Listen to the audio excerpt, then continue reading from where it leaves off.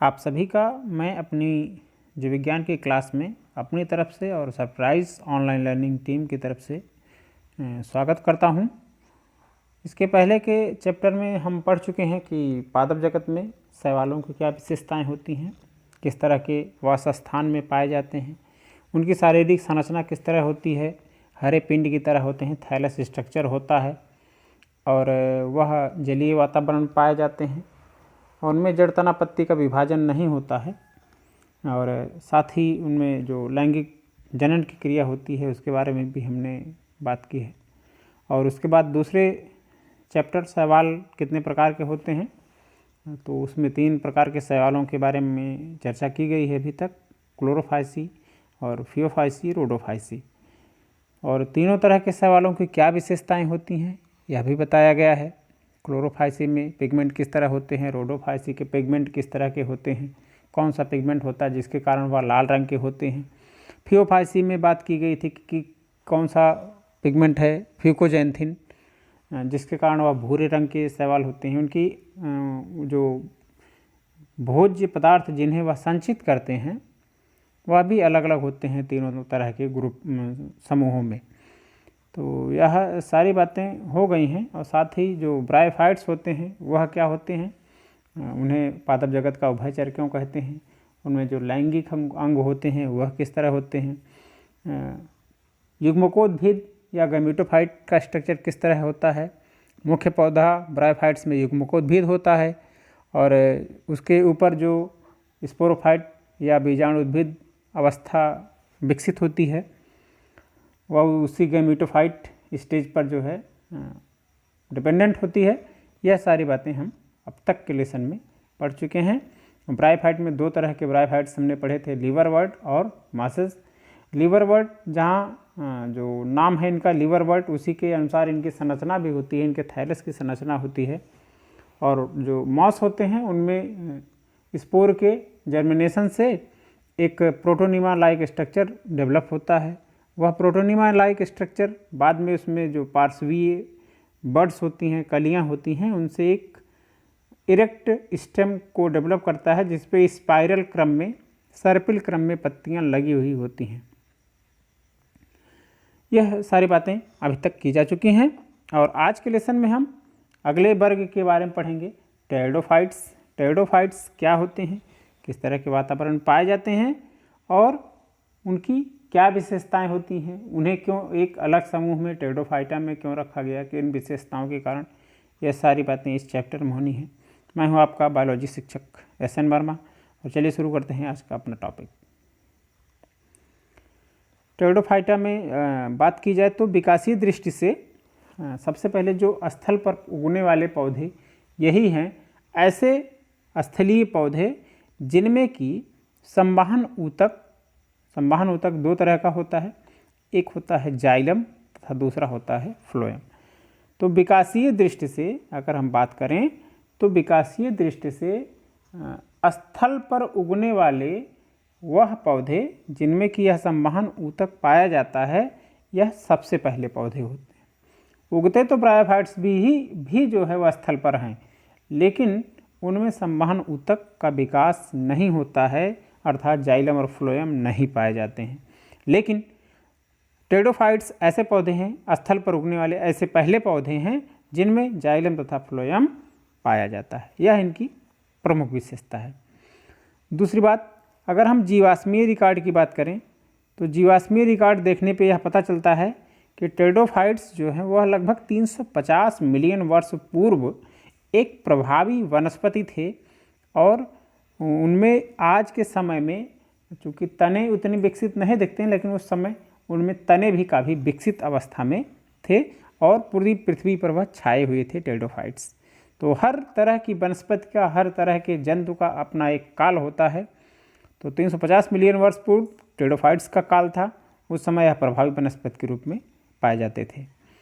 Pteridophytes में जो है कुछ पौधे होते हैं जैसे हॉर्स टेल जो है वह टेरिडोफाइट्स में रखे जाते हैं और फर्न जो होते हैं उनको भी हम टेरिडोफाइट्स में ही रखते हैं।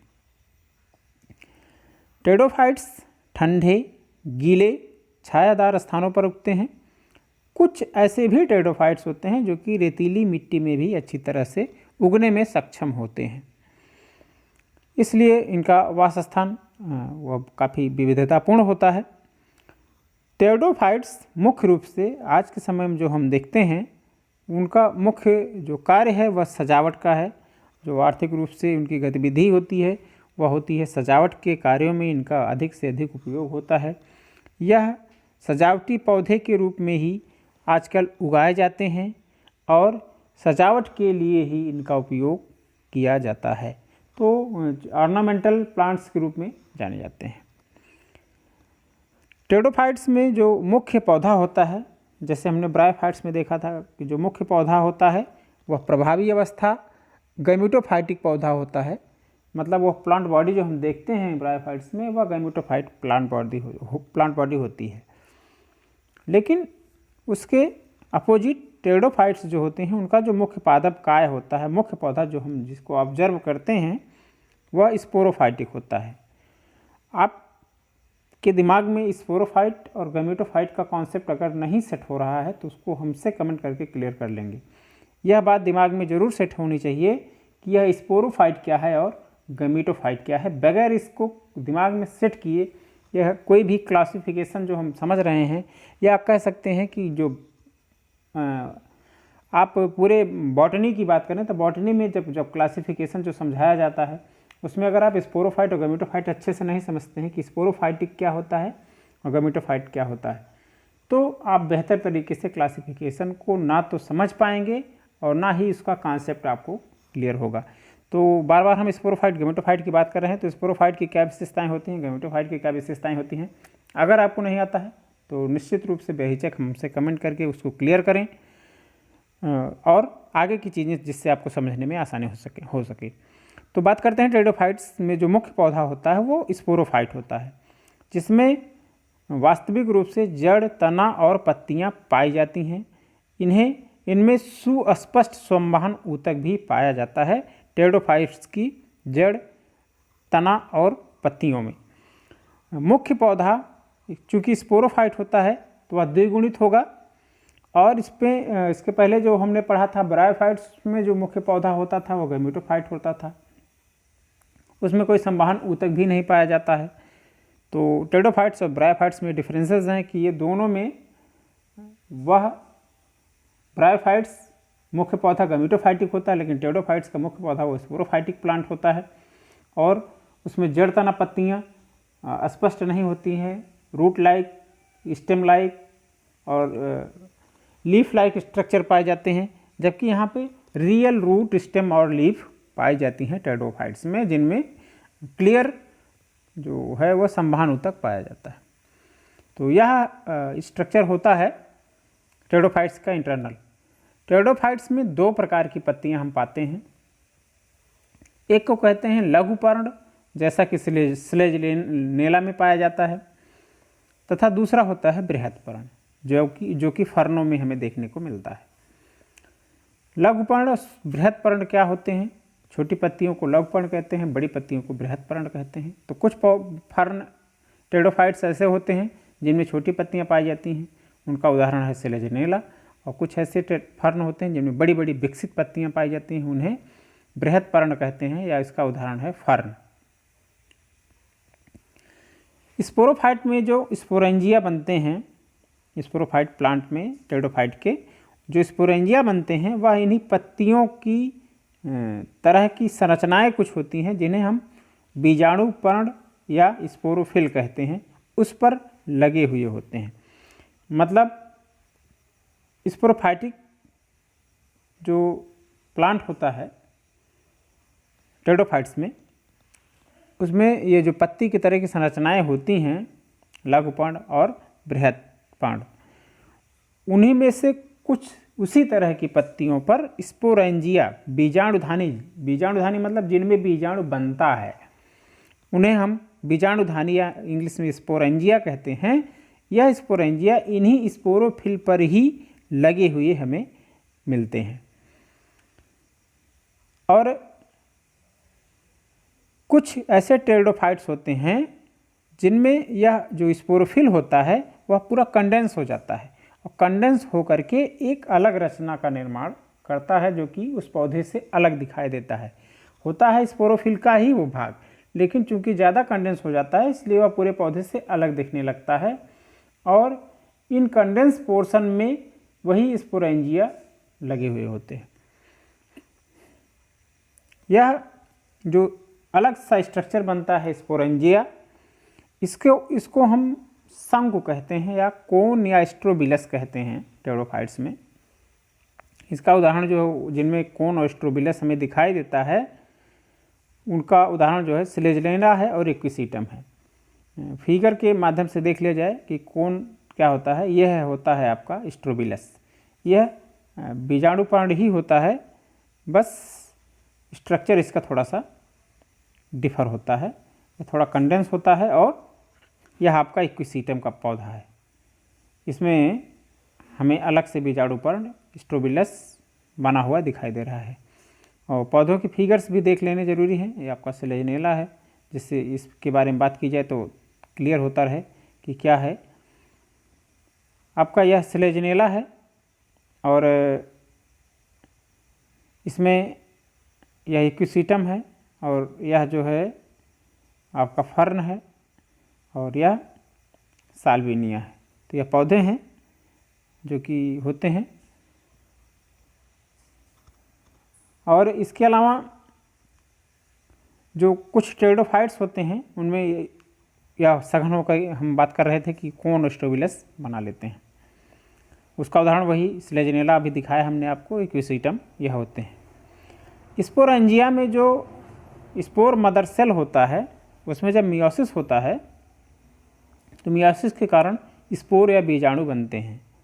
यह जब बीजाणु जर्मिनेट करते हैं, बीजाणु अंकुरित हो करके क्या करते हैं, एक स्पष्ट छोटा और बहुकोशिकीय लेकिन मुक्त जीवी या कभी कभी प्रकाश संश्लेषी युग्मकोद्भिद प्रोथाइलस का निर्माण करते हैं। कहने का मतलब स्पोरेंजिया से मियोसिस के बाद अगुणित बीजाणु बनता है। वह अगुणित बीजाणु स्पोरेंजिया से बाहर निकलता है और बाहर निकलने के बाद वह जर्मिनेट होता है। जर्मिनेट होके एक कॉम्पैक्ट सेलुलर थैलस बना लेता है। उस थैलस पे जो है वह नर भाग या मादा भाग विकसित होता है। टेरिडोफाइट्स में जो गैमेटोफाइटिक स्टेज होती है उसको बनने के लिए, उसको उगने के लिए एक ठंडा, गीला और छायादार स्थान जरूरी होता है। और यह युग्मकोद्भिद दो स्थितियों में पाया जाता है। कभी कभी जो मुख्य पौधा होता है उससे जुड़ा हुआ रहता है और कभी कभी मुक्त जीवी हमें दिखाई देता है। और दोनों ही अवस्थाएं किस तरह बनती हैं, क्यों बनती है, या हम अभी आगे बात करते हैं। टेरिडोफाइट्स के जियोग्राफिकल जो डिस्टर्बेंस, उनका डिस्ट्रीब्यूशन है, उसके बारे में बात करें कि उनका जियोग्राफिकल या भौगोलिक विस्तार जो है वो कहाँ से होता है। यह कम क्षेत्रों में पाए जाते हैं और कम क्षेत्रों में पाए जाने के पीछे एक कारण होता है। क्यों कम क्षेत्रों में पाए जाते हैं? क्योंकि निषेचन के लिए इन्हें बहुत पानी की आवश्यकता नहीं होती, पानी की आवश्यकता सीमित होती है। और इनकी जो आवश्यकताएं होती हैं वह बहुत विशिष्ट नहीं होती हैं, वह आवश्यकताएं भी बहुत, जो विशिष्ट आवश्यकताएं, इनकी खास आवश्यकताएं हैं वह भी बहुत सीमित होती हैं। तो इन दो रीजन्स के कारण इनका जो भौगोलिक विस्तार होता है वह भी बहुत कम क्षेत्रों में होता है। युग्मकोद्भिद पर ही नर अंग, जिसे हम एंथ्रीडिया या पुंधानी कहते हैं, वह विकसित होता है और उसी पर मादा अंग या आर्चिगोनिया, जिसे हम स्त्रीधानी कहते हैं, वह भी विकसित होता है। तो पुंधानी को एंथ्रीडिया कहा जाता है और स्त्रीधानी को आर्चिगोनिया कहते हैं। यह दोनों अंग जो लैंगिक अंग हैं वह युग्मकोद्भिद पर ही विकसित होते हैं। एंथ्रीडिया से निकलने वाले जो एंथ्रेजॉइड्स होते हैं, जिन्हें हम पुमंग कहते हैं, एंथ्रेजॉइड्स को, वह पानी की सहायता से आर्चिगोनिया में स्थित जो एग होता है उसके पास तक पहुंच जाते हैं और उससे जुड़ करके युग्मनज का निर्माण करते हैं। या तो में निषेचन की क्रिया हो गई टेरिडोफाइट्स की, कि कैसे एंथ्रोजाइट्स रिलीज होते हैं और पानी की सहायता से वो आर्चिगोनिया तक पहुंचते हैं। आर्चिगोनिया में जो एग डेवलप होता है उससे जुड़ करके जाइगोट का निर्माण कर देते हैं। अब यह जाइगोट जो है वह द्विगुणित जाइगोट हो जाता है। यह एक दो तरह की स्थितियां हमें देखने को मिलती हैं। जाइगोट जब डेवलप करता है तो वह स्पोरोफाइटिक प्लांट का निर्माण करता है। दो तरह की स्थितियां हमें देखने को मिलती हैं जाइगोट के डेवलपमेंट से। पहला कि कुछ ऐसे होते हैं टेरिडोफाइट्स जिनमें सिर्फ और सिर्फ एक ही प्रकार के बीजाणु पाए जाते हैं। जो जाइगोट्स के डेवलपमेंट से जो बनते हैं स्पोर जिनसे वह मेल और फीमेल प्रोथैलस जो बनता है वह, उसमें एक ही प्रकार के बीजाणु पाए जाते हैं। वह जो टेरिडोफाइट्स होता है उसे हम समबीजाणु कहते हैं। तथा जिनमें दो प्रकार के बीजाणु पाए जाते हैं और दोनों प्रकार के बीजाणु में जो बड़ा बीजाणु होता है उसे मादा बीजाणु कहते हैं तथा जो छोटा बीजाणु होता है उसे नर बीजाणु कहते हैं। तो दो तरह के बीजाणु पाए जाते हैं, तो उन टेरिडोफाइट्स को हम विषम बीजाणु कहते हैं, और जिनमें एक प्रकार का पाया जाता है उन्हें सम बीजाणु कहते हैं। जिनमें दो तरह के बीजाणु पाए जाते हैं, दोनों पहला बृहत वाला मादा तथा लघु वाला नर बीजाणु होता है, और वह क्रमशः मादा तथा नर युग्मकोद्भिद का विकास करता है। विषम बीजाणु में जो मादा युग्मकोद्भिद होता है वह उससे अलग होकर विकसित न होकर के, बल्कि जो पेरेंटल स्पोरोफाइट होता है, पेरेंटल स्पोरोफाइट पौधा होता है, उसी से ही जुड़ा रह जाता है। और क्यों जुड़ा रह जाता है? क्योंकि उसको पोषण की आवश्यकता होती है, वह अपने स्पोरोफाइट प्लांट से ही जुड़कर पोषण प्राप्त करता रहता है। जैसे आजकल के पुष्पी पादपों में हम देखते हैं कि फूल जो है, फूल का मादा भाग उस पौधे से ही लगा रहता है, उसी में बीज विकसित होते हैं, और युग्मनज का विकास उसी पैतृक स्पोरोफाइट पर ही होता है, जिससे एक नया जो है शैशव भ्रूण का निर्माण होता है। यह जो अवस्था होती है भ्रूण बनने की, कि स्पोरोफाइटिक प्लांट पर ही मादा भाग लगा रहे और उस पर ही भ्रूण बन जाए, यह स्लेजनेला में तथा साल्विनिया में हमें देखने को मिलता है। और यह महत्वपूर्ण गुण इसलिए भी माना जाता है कि जो बीजी प्लांट होते हैं, जो आज के एंजियोस्पर्मिक प्लांट होते हैं, उनमें इस तरह का गुण पाया जाता है। यह हमें टेरिडोफाइट्स से शुरुआत इसकी दिखाई देती है कि कैसे स्पोरोफाइटिक जो फीमेल स्पोरोफाइटिक गेमेटोफाइटिक ऑर्गन है वह पौधे पर ही, स्पोरोफाइटिक प्लांट पर ही लगा रह जाता है। तो यहाँ पे यह उपरोक्त जो गुण है इनमें, यह बीजी प्रकृति के विकास का मुख्य द्योतक माना जाता है। और यह जो गुण है वह स्लेजनेला तथा साल्विनिया इन दो टेरिडोफाइट्स में हमें देखने को मिलता है। तो बहुत बार पूछा गया है कि बीजी प्रकृति वाले टेरिडोफाइट्स कौन से होते हैं, तो उदाहरण यही है, स्लेजनेला और साल्विनिया। टेरिडोफाइट्स को मेनली 4 भागों में बांटा जाता है।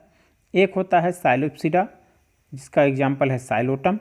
दूसरा है लाइकोप्सिडा, जिसका एग्जाम्पल है लाइकोपोडियम और स्लेजनेला। और तीसरा है स्फिनोप्सिडा, जिसका एग्जाम्पल है इक्विसिटम। चौथा है टेरोप्सिडा, जिसका एग्जाम्पल ट्रायोप्टेरिस, टेरिस तथा हेडियंटम होता है।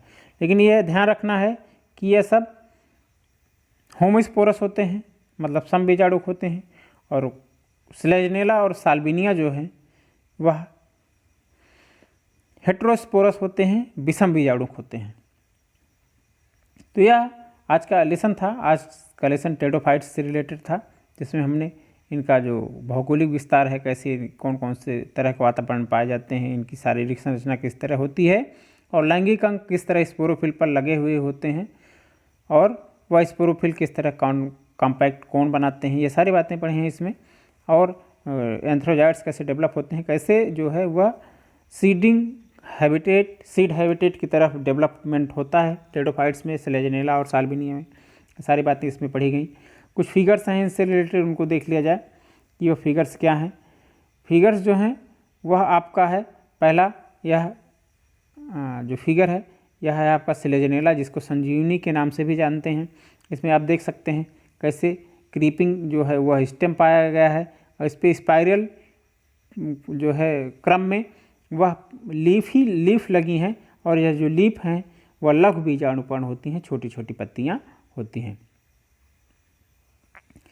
और ये इसी स्टेम के दोनों तरफ लगी हुई होती हैं और बीच बीच से इसके स्टेम से ही कुछ रूट्स निकली होती हैं जो कि इसको ज़मीन से जोड़े रखती हैं और रूट्स का काम करती हैं। तो यह हो गया आपका स्लेजनेला। दूसरा पौधा जो है वह आपका है इक्विसीटम। इक्विसीटम के बारे में देख लें, इक्विसीटम की क्या संरचना होती है।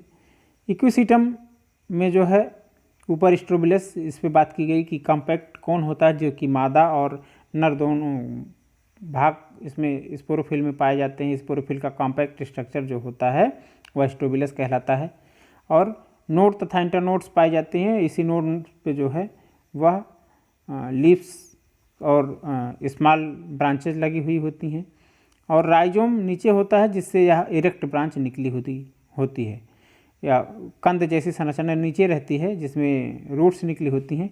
उसी से एक छोटी सी स्ट्रक्चर इरेक्ट ब्रांच के रूप में बाहर ऊर्ध्वाधर विकास होता है इसका। और इसके बाद तीसरा पौधा जो है वह है आपका फर्न।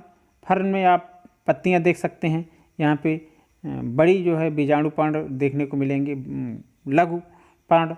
इसके बाद यहाँ पे हम दीर्घ बृहद पर्ण देख रहे हैं इनमें फर्न में। और बृहद पर्ण में भी पत्तियाँ जो है इन्हीं पत्तियों पर ही स्पोरेंजिया विकसित होते हैं, इन्हीं में नीचे के हिस्से पे, और लैंगिक अंगों का विकास होता है। और यहाँ पे हम अगला जो टेडोफाइट है साल्विनिया और साइलोटम, यह मुख्य रूप से साल्विनिया जो है वह जलीय टेडोफाइट्स है। पूछा जाता है कि जलीय टेडोफाइट्स कौन सा है, तो वह आपका यही है साल्विनिया। तो यह एग्जाम्पल्स थे और फिगर्स थे कुछ टेडोफाइट्स के। इसको आप स्क्रीनशॉट लेकर के इस फिगर को अपने उस लेसन के साथ जोड़ करके पढ़ने का प्रयास करें। तो आज का लेसन यहीं समाप्त होता है। बाकी मिलते हैं नेक्स्ट टॉपिक के साथ, जिम्नोस्पर्म क्या होते हैं। तब तक आप पढ़ते रहिए। और इस लेसन से रिलेटेड कोई भी डाउट होता है, कोई भी पॉइंट ऐसा है जो कि टर्मिनोलॉजी ऐसी कोई है, कोई ऐसा शब्दावली है जो कि आपको समझ में नहीं आती है, तो बेशक उसको कमेंट करके क्लियर कर लें। अन्यथा ये क्लासिफिकेशन टिपिकल हो जाता है बच्चों के लिए। क्यों टिपिकल हो जाता है? क्योंकि उनको टर्मिनोलॉजी जो शब्दावलियाँ दी जाती हैं क्लासिफिकेशन में वही क्लियर नहीं होती हैं, तो जो चीज़ें वो किताब से भी पढ़ते हैं समझ में नहीं आती हैं। तो इस बात को हमारी ध्यान रखें कि कोई भी शब्दावली है जो कि समझ में नहीं आती तो उसको बेहिचक कमेंट करके क्लियर ज़रूर कर लें कि यह क्या है। एक एक शब्द आपको समझना ज़रूरी है, बायोलॉजी पढ़ने में बहुत आसानी हो जाएगी। बाकी आप पढ़ते रहिए, स्वस्थ रहिए। बहुत बहुत शुभकामनाएँ।